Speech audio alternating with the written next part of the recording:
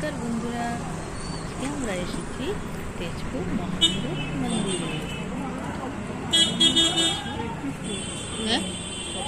দর্শনার্থী আসেন অনেক অনেক জায়গা থেকে। আজকে আমরা সেখানে এসে গেলাম।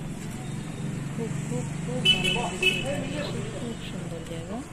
এটা হচ্ছে তেজপুর মেন রোডের সামনে।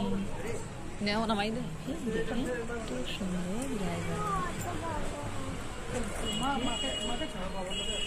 তেজপুর মহাভৈরব মন্দির অনেক অনেক অনেক ভালো লেগেছে এখানে এসে। খুব খুব ভালো লেগেছে, অনেক সুন্দর।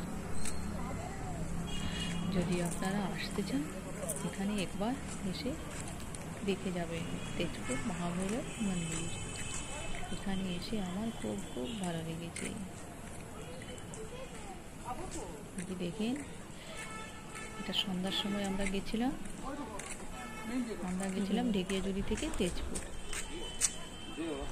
খুব সুন্দর।